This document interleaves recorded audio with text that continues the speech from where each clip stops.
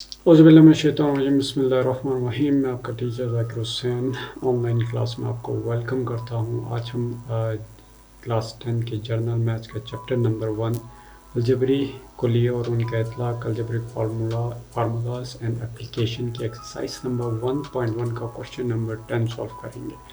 तो इससे पहले क्वेश्चन नंबर 9 को हमने 3 डिफरेंट मेथड से इसे सॉल्व किया था और इससे भी हम 3 डिफरेंट तरीक़ों से इसे सॉल्व करेंगे। जो आपको इजी लगे, जो मेथड आपको आसानी से समझ आए, उस मेथड के ज़रिए आप इसे सॉल्व कर सकते हैं।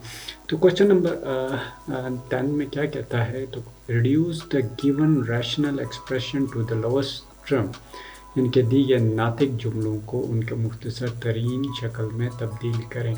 यह हमें एक रैशनल नंबर है, जो कि रैशनल नंबर हमेशा किस में डिनोट होता है, P/Q, यानी कि फ्रिक्शन की फॉर्म में होता है, जिसके बारे में पूरे एक्सप्लेनेशन के साथ रैशनल नंबर के कॉन्सेप्ट को मैं अपने एक प्रीवियस लेक्चर में से मैं डिस्कस कर चुका हूँ, जिसका लिंक करके आपने उसे देखना है तो ऊपर आई बटन में भी दूंगा, उसे आप वहाँ जाके देखें कि रैशनल एक्सप्रेशंस होते क्या हैं, उनका कॉन्सेप्ट क्या है।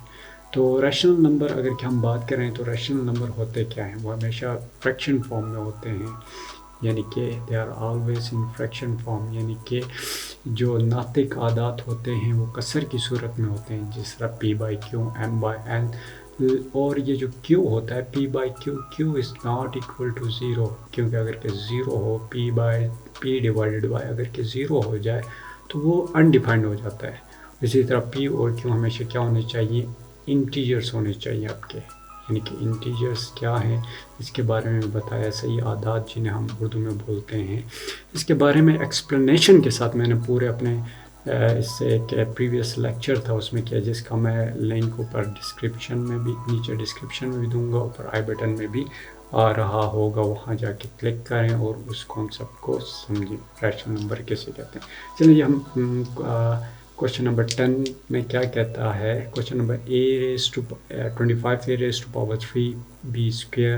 (14a² b and b⁴ यानी कि 25a की 3 b की 2 बटा 14 a का मुरब्बा b की 4। तो यही कहता है। अब इस क्वेश्चन को हम 3 तरीक़ों से इसे सॉल्व करेंगे। तो जनाब पहला तरीका, इसका पहले तरीके की बात करें, सॉल्यूशन में से लिख लेते हैं। अब अगर के ये नोमिनेटर और डिनोमिनेटर में ये कटते हैं तो इसे हम काट देंगे, लेकिन ये बिल्कुल नहीं कटते हैं जनाब। तो यहाँ अगर के बात करें, ये 25 एज इट इज़ आएगा। अब b² का मतलब क्या है, b² का मतलब ये है कि b 3 दफ़ा मल्टीप्लाई हो रहा है, यानी कि b² का मतलब ये हुआ b मल्टीप्लाइड बाय b, यानी कि b जब मल्टीप्लिकेशन वेरिएबल, सेम मुतगय्यर आपस में जब ज़रब खाते हैं, आपस में जब मल्टीप्लाई होती है, उनकी क़ुव्वत नुमा आपस में क्या होती है, ऐड होती हैं। उनकी क़ुव्वत नुमा आपस में क्या होती है, ऐड हो रही होती है या सबट्रैक्ट हो रही है। यहाँ क्या हो रही है, यहाँ सारे एक कुछ भी नहीं है, ऊपर इसकी पावर कुछ भी नहीं है, उसकी एक्सपोनेंट कुछ भी ना लिखा हो, तो इसका मतलब क्या है, 1 है। इसके बारे में पूरा एक्सप्लेनेशन के साथ मैं एक अपने प्रीवियस लेक्चर में बता चुका हूँ, जिसका लिंक मैं नीचे डिस्क्रिप्शन में दूंगा, ऊपर ये आई बटन में भी आ रहा होगा, वहाँ जाके आपने इस कॉन्सेप्ट को समझना है। एडिशन में क्या होता है, सब्ट्रैक्शन में क्या होता है, मल्टीप्लिकेशन में क्या होता है, डिवीजन में क्या होता है, एडिशन में क्या होता है, या वेरिएबल्स हम क्या करते हैं, इस कॉन्सेप्ट को एक्सप्लेनेशन के बताया। यहाँ मैं हल्का सा आपको बताऊँगा इस क्वेश्चन के मुताबिक, यानी कि 3 यहाँ क्या हो रहा है, 3 यहाँ 3 दफ़ा मल्टीप्लाई हो रहा है, यानी कि इसकी पावर क्या है, यानी कि इंसानों की पावर क्या है, 1 है। इसकी पावर भी क्या है, ये आपस में जब 1 है प्लस 1 ये जब होते हैं तो a⁻3, यानी कि मल्टीप्लिकेशन के अंदर सेम वेरिएबल्स हों, सेम एक जैसे मुतगय्यरात हों, तो उनकी क़ुव्वत नुमा क्या होती है, आपस में जमा होती हैं। सेम वेरिएबल्स हों तो उनकी एक्सपोनेंट आपस में क्या होते हैं, प्लस हो रहे होते हैं। तो इसे मैं यूँ लिख सकता हूँ जनाब, डॉट का मतलब ये मल्टीप्लाई हो रहे हैं। इसी तरह b यहाँ कितनी दफ़ा मल्टीप्लाई हो रहा है, एज इट इज़ जिस तरह मैंने ऊपर बताया था आपको, यानी कि b यहाँ मल्टीप्लाई हो रहा है जनाब 2 दफ़ा, b.b। क्लियर हो गया। चलिए आगे चलते हैं। अब ये 14 की बात करें, अब 14 है हमारे पास।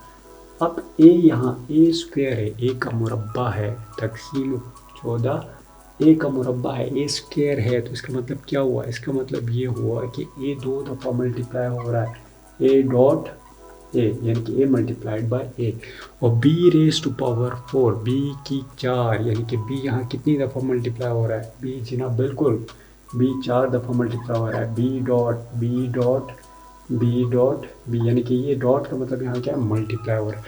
अगर क्या आप देखेंगे सेम वेरिएबल्स हम काटते हैं तो उन्हें काटेंगे, यानी कि ये ए इसके साथ कटा, ये ए इसके साथ कटा, और कोई ये नहीं है बिल्कुल।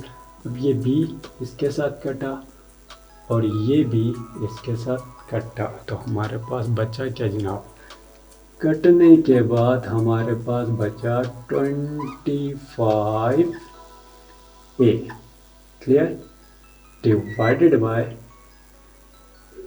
बी, बी डॉट बी है तो इसका मतलब क्या है? B multiplied by B. Same variable हो तो इसके ऊपर कुछ भी आप, इसकी पावर 1 है, इसकी पावर 1 है, तो ये क्या होंगे? इसका मतलब है ये दोनों जमा होंगे, इनकी पावर्स मल्टीप्लिकेशन के अंदर जमा होंगी। B square divided by 14 b square. Clear होगी यहाँ तक? ये एक था इसका तरीका।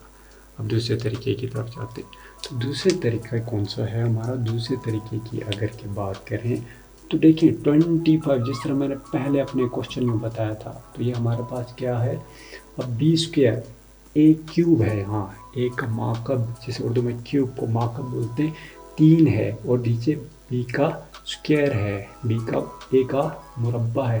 तो देखिए हम अगर के ए क्यूब को नीचे ए स्क्वायर के साथ काटने के लिए मैं यूँ लिख सकता हूँ ए स्क्वायर को, यानी कि ए क्यूब को ए स्क्वायर डॉट ए, यानी कि ये स्क्वायर और नीचे वाला स्क्वायर आपस में कट जाएंगे, इसलिए तो मैं क्या करूँगा? ए स्क्वायर डॉट ए लिख सकता हूँ जनाब, बिल्कुल जनाब मैं लिख सकता हूँ इस चीज़ को। क्लियर, यानी कि ए स्क्वायर डॉट ए का मतलब क्या है? ए स्क्वायर जमा 1, ए यानी कि 2 जमा 1, तो ये एग्जैक्टली 3 ही आ रहा है। क्लियर, आगे अब बी स्क्वायर है, एज इट इज़ मैं बी स्क्वायर को यूँ रहने दूंगा। क्लियर हो? अब क्यों रहने दूंगा ये मैं अब आगे जाके बताऊंगा। अब देखिए ये 14 का है, क्लियर, 14 का है, ये ए स्क्वायर आ गया। ये ए स्क्वायर बनाने का मकसद मेरा ये था नीचे वाले ए स्क्वायर के साथ इसे काट सकूं। अब बी स्क्वायर है, अब देखें आगे मेरा आ रहा है डॉट बी स्क्वायर, क्योंकि इस बी स्क्वायर से इसे काटना है, b square dot b square, b का मुरब्बा ज़रबे बी का मुरब्बा, यानी कि बी का मुरब्बा ज़रबे बी का मुरब्बे की बात करें तो ये क्या आ रहे हैं? यानी कि ए रेज़ टू पावर 4, यानी कि बी 2 जमा 2 आता है जनाब आपके बी रेज़ टू पावर 4 के ही बराबर आता है। तो ये बी स्क्वायर यानी बी का मुरब्बा और बी का b square multiplied by b square लेने का मतलब क्या था? यहाँ मकसद क्या था कि इस बी के साथ इसे मैं ईजिली काट सकूँ। अब यहाँ कटिंग करते हैं, जहाँ ये कटता है उसे हम वहाँ काटेंगे। अब ये ए स्क्वायर जनाब इस ए स्क्वायर के साथ कट रहा है बिल्कुल। अब ये बी स्क्वायर इस बी स्क्वायर के साथ कट रहा है और हमारे पास बचता है जनाब 25,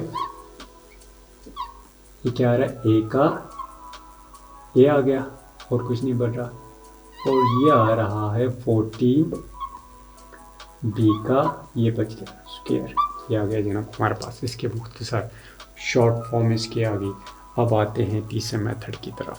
अब इसका तीसरा तरीका, लेट्स सपोज अब 25, अब मेरे पास 20 ये है, यहाँ लिख लेता हूँ 25 है। अब देखो, अब मैंने इससे पहले भी बताया था आपको, यहाँ हमने ये चीज़ चेक करनी है जनाब कि यहाँ इन दोनों में से पावर सेम वेरिएबल हों, उनकी पावर आया कि नोमिनेटर में बड़ी है या डिनोमिनेटर में बड़ी है, इससे पहले बता चुका हूँ। लेट्स सपोज मेरे पास एक डिजिट है ए और दूसरा है ए रेज़ टू पावर 2। अब मैं देखूँगा पावर किधर बड़ी है, एक्स पे सेम पावर है तो पावर इधर बड़ी है, डिनोमिनेटर में बड़ी है। तो मैं क्या करूँगा, ये ऊपर से उठा के जब नीचे में ले आऊँगा, ये 2 स्क्वायर इधर ही है, जब मैं ये नीचे ला के ऊपर क्या नीचे लेके आऊँगा तो ये क्या हो, इसकी पावर क्या हो जाएगी? माइनस, ऊपर +1 था तो जब ये नीचे आ जाएगी तो ये क्या होगी, -1 हो जाएगी, -1 हो जाएगी। तो इसी तरह अब ये 14 है, ये क्या है, डिनोमिनेटर में ए की, ए मुतगय्यर है, इसकी वेरिएबल है, इसकी पावर बड़ी है, ए रेज़ टू पावर 3 है। अब मैं क्या करूँगा जनाब, अब मैं यूँ करूँगा, इस स्क्वायर को यहाँ से उठा के जब मैं ऊपर ले जाऊँगा, ऊपर ले जाके इसे मल्टीप्लाई करवाऊँगा तो इसकी पावर क्या हो जाएगी, नीचे पॉजिटिव थी, जब मैं इसे ऊपर ले जाऊँगा तो ये क्या हो जाएगी, नेगेटिव हो जाएगी जनाब। क्लियर हो रही है बात। फिर आगे की तरफ आते हैं। अब बी में देखते हैं, बी ये आ गया। अब बी की बात करते हैं। अब 14 एज इट इज़, क्योंकि ये दोनों आपस में नहीं कट रहे हैं, 14। अब बात करते हैं बी की। अब दोनों में से जो बी वेरिएबल है, जो बी मुतगय्यर है, अब हम ये देखेंगे दोनों में से वेरिएबल किसकी बड़ी है। वेरिएबल कौन से वेरिएबल की पावर बड़ी है, आया कि नोमिनेटर में बड़ी है या डिनोमिनेटर में बड़ी है। तो यहाँ देखिए denominator b raise to power 4, ऊपर नोमिनेटर में क्या है, शुमार कुनिंदा में बी स्क्वायर है, बी का मुरब्बा है। तो इसका मतलब है नसब नुमा में बी की पावर, बी का जो कुव्वत नुमा है वो बड़ा है। तो हम क्या करेंगे, b raise to as it is b 4 उधर रखेंगे। क्लियर हो गई।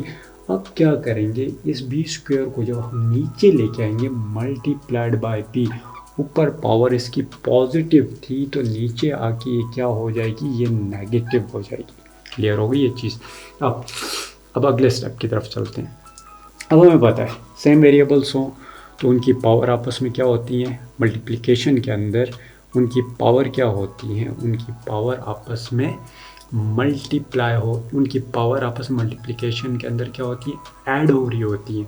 तो ये देखो सेम वेरिएबल है 25, अब इनकी पावर आपस में क्या होंगी, 3 -2, यानी कि ऐड या सब्ट्रैक्ट हो रही होती है। सेम वेरिएबल ऊपर पावर क्या होंगी, सब्ट्रैक्ट, या यहाँ सब्ट्रैक्ट हो रही है तो हम सब्ट्रैक्ट करेंगे। इसी तरह मैं नीचे आता हूँ 14 में, ये बी है रेज़ टू पावर 4, यहाँ ये क्या हो रही है, सेम वेरिएबल हैं, सेम मुतगय्यर हैं, तो आपस में जब मल्टीप्लाई होंगे तो उनकी पावर क्या होंगी, ये आपस में ऐड होंगी या सब्ट्रैक्ट। तो यहाँ क्या हो रही है, सब्ट्रैक्ट हो रही है, 4 - 2। क्लियर हो गया। इसी तरह अब आते हैं 25,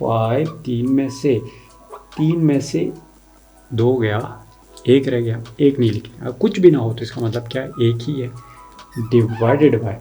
अब 14 बी है, बी 4 में से 2 गया, 4 - 2, तो ये आ गया 2। तो ये आ गया जनाब हमारा सिंपलेस्ट फॉर्म।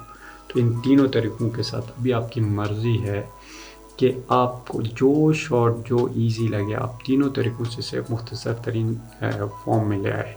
हमने रैशनल एक्सप्रेशन को, यानी कि नातिक जुमलों को क्या किया, उनके मुख्तसर लोवेस्ट फॉर्म में लेके आए। तो उम्मीद है आज का लेक्चर आपको समझ आया होगा। अपना ख्याल रखिएगा, तब तक के लिए अल्लाह हाफ़िज़।